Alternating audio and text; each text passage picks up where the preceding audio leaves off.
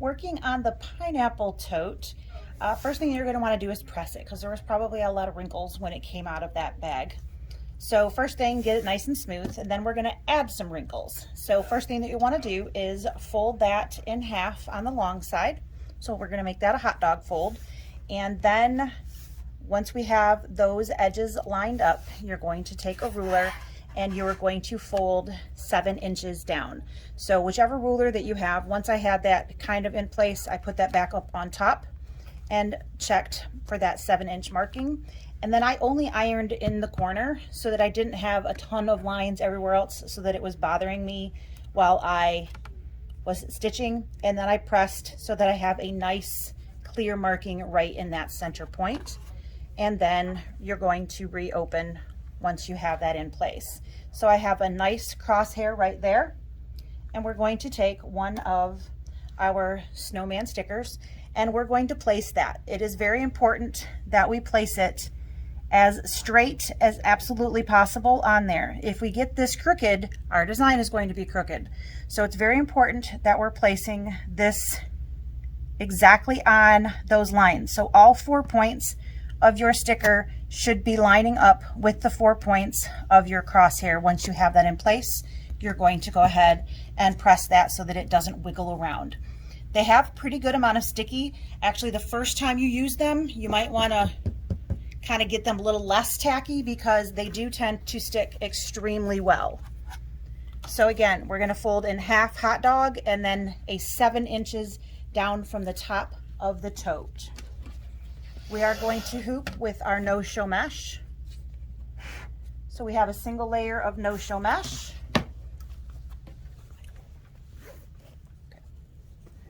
And then we are going to hoop our tote. I am working in a 9.5 by 14 inch hoop, which is really, really tight. So I'm going to need to pull that down so that I am somewhere close to center. I do have the center markings here. I'm getting it as close as possible to the center of my hoop. And I do want to make sure that I use my center markings.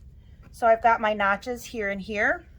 It doesn't have to be exact, because we do have that snowman sticker in there. That's what he's all about, is helping with alignment, but we do want to get it as close as possible.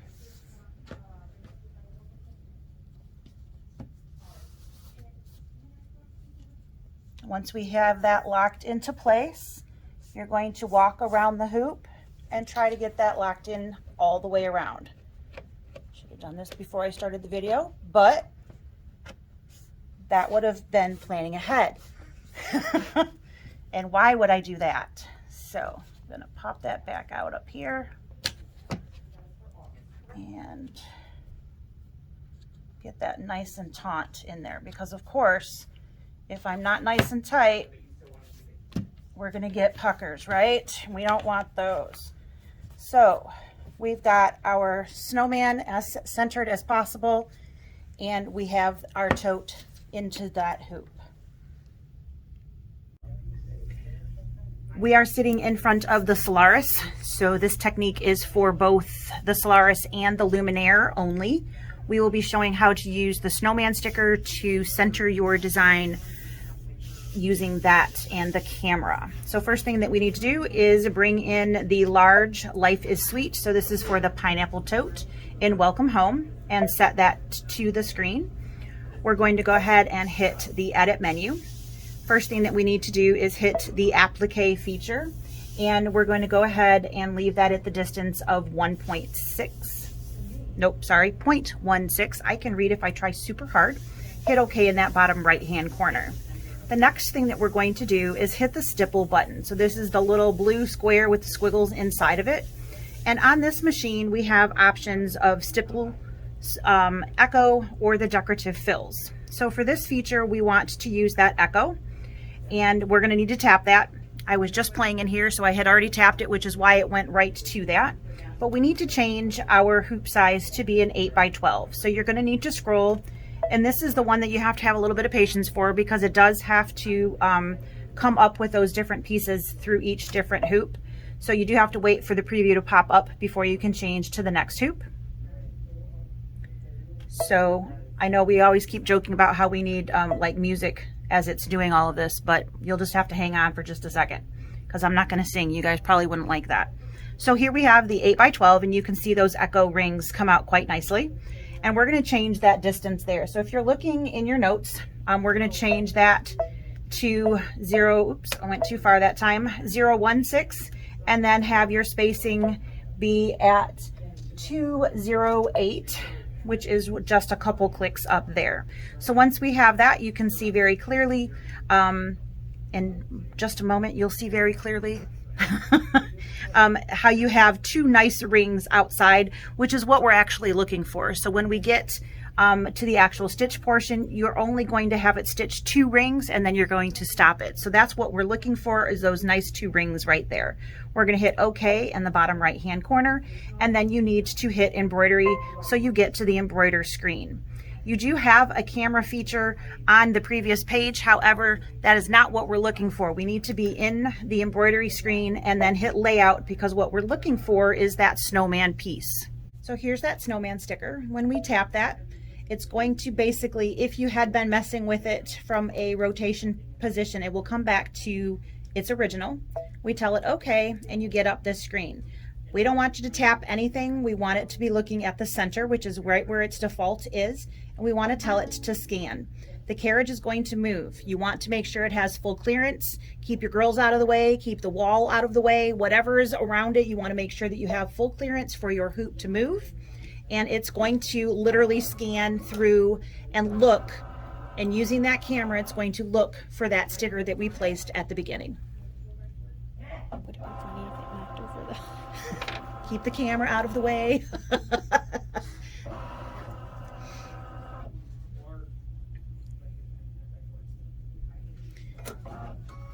Once it finds it, it will tell you. You can see it literally on screen, and the machine does tell you to remove the embroidery positioning mark. This basically is, hey, don't stitch through that sticker. Make sure you take it off before you start stitching. That's what this little guy right here means, and you literally would go over and remove the sticker off of your project.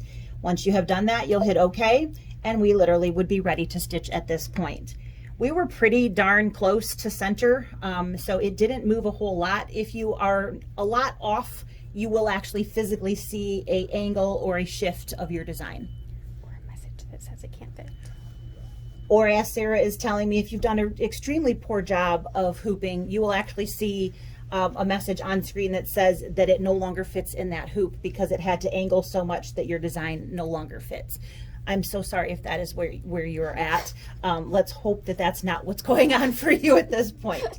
So at this point, we are literally ready to stitch. And you would see, once we tap this, this is your first color, and we would start with stitching that pineapple. So in following along with the directions, the first thing that we need to do to begin stitching is to move the machine forward to step number 9. So we're going to go ahead and push the needle plus minus and move that to thread color number 9. So we're going to push that down arrow. 2, 3, 4, 5, 6, 7, 8, and 9. So now we have that full applique for the pineapple. I have threaded the machine with white, and we're going to go ahead and stitch the placement stitch for the white background.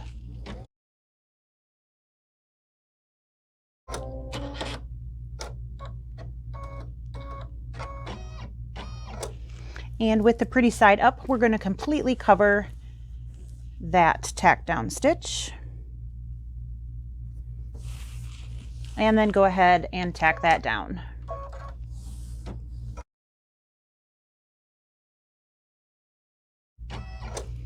Very important, we are not trimming at this time. We're going to go back to our screen and return to stitch 0. And that should lead us back to the actual pineapple placement line, and we're going to go ahead and stitch that.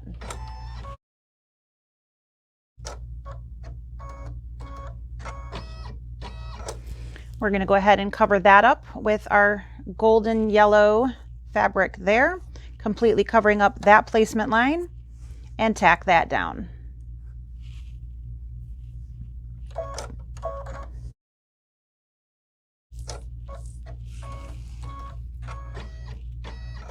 We're going to go ahead and trim away the excess there.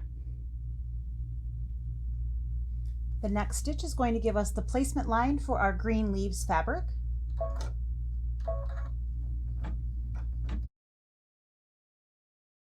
We're going to go ahead and cover that up completely with our green striped fabric here. Double check and make sure that you are covering everything up. And then go ahead and tack that in place. Now we're going to go ahead and trim the excess off the leaves. I've got the leaf fabric all trimmed. At this point, I've rethreaded the machine with our gold thread, that is ES642, matches that pineapple fabric really pretty. We're going to go ahead and stitch the decorative and satin outline on the pineapple.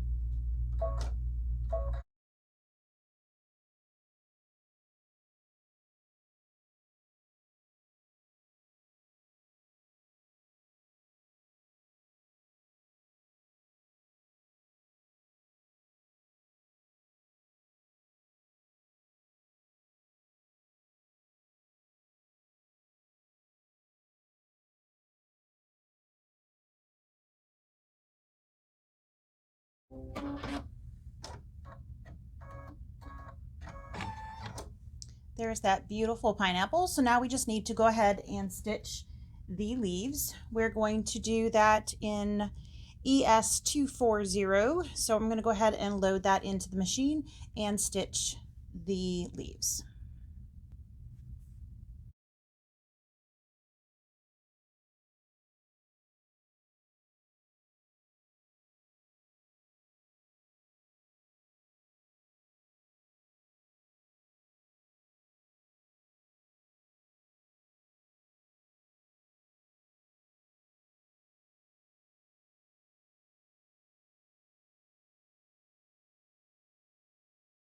Sadly, in my original stitch out, I had a machine malfunction and had to stop and switch machines here in store. So my video got messed up. So I wanted to cover a little bit individually here. I was partially through the dark green stitch out here when the machine had its lovely screw up. And so my video kind of stopped there, which you will see when you guys are watching the video. So here it will then go through the rest of that dark green. We're then going to switch and do this top stitching here with the lighter green in your thread kits, and it's going to stitch right on top of that satin stitch and give that nice lighter color there. It gives it a two-tone and it really adds a lot of punch into that stitch there. Once that is done, so again, it's going to be the dark green and then the lighter green with the top stitching. It's going to stitch the words at the bottom, and that is that light blue kind of minty color, and it's going to stitch the "Life is Sweet," which come out really pretty. Once we have that all done, the video does pick back up and we're going to trim the excess, and then you will do that satin stitch in the white, and then we will follow that up doing the echo stitches back in that mint light blue color. Just want to do that quick little touch base there since the video did not do the complete stitch out. I do apologize about that. You guys have all had that happen to you before as well. Maybe it'll help you feel a little better that it happens to us as well. So we will see you back in class. So once we have the leaf portion stitched, we're going to go ahead and have the machine stitch the "Life is Sweet." We're going to do that in that kind of light blue minty color ES603. I'm sorry, 903. It's upside down. And we are going to go ahead and stitch that out. Once we have the letters stitched, we're going to go ahead and trim off the excess of that white fabric. I do really like how Kimberbell has all of that in the instructions so that you don't have any pull on that fabric. Once we have that trimmed, we're going to come back to our screen and we are going to jump until we get to that applique stitch here. So once we have that fabric trimmed, we are going to jump down until we get to stitch color number 11, which is just off the screen. Let me zoom up just a little bit. So you're going to go to thread stop number 11, which is going to be that applique outline for that first rim. So reminder, we are on color stop number 11 in our machine, and we have our excess white fabric all trimmed away from the pineapple, and we have threaded our machine back in with white. We are going to go ahead and stitch all the way around that and give that beautiful satin stitch around the applique.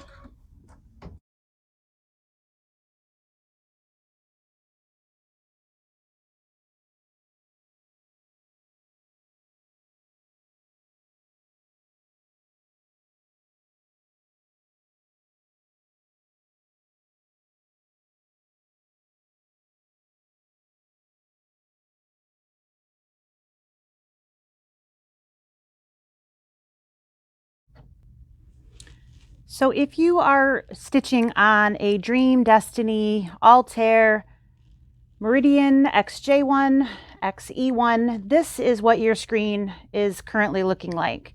So you have applique lines that are going out from the center, and you should be seeing this single stitch line here in your box. This is what we're looking for. We are fooling the machine into doing echo lines for us. So we're going to stitch this line, and then we're going to skip forward and stitch just this line for that third ring out as well. If you are stitching on a Luminaire or a Solaris, you will see echo lines all the way around, filling out that hoop, and you are only going to stitch 2 of those echo lines and then stop the machine. So what we are looking for is stitching 2 lines, no matter what machine you are currently sewing on. We're going to stitch 2 basically running stitches around the current pattern that we have on our tote. Once we have those 2, we are done stitching. Again, if your screen currently looks like this, we are going to stitch this pattern right here, so this single line, and then we are going to skip,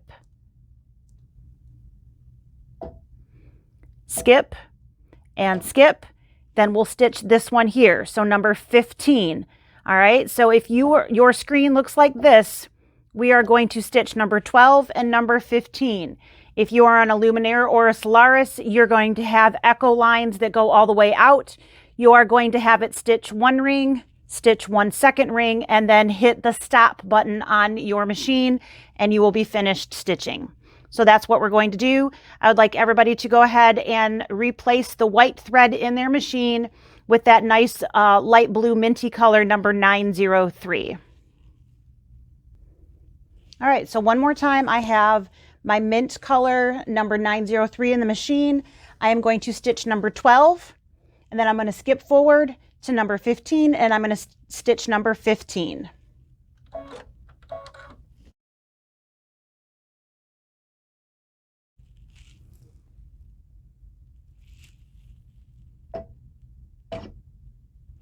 I have skipped forward to number 15, and I'm stitching again.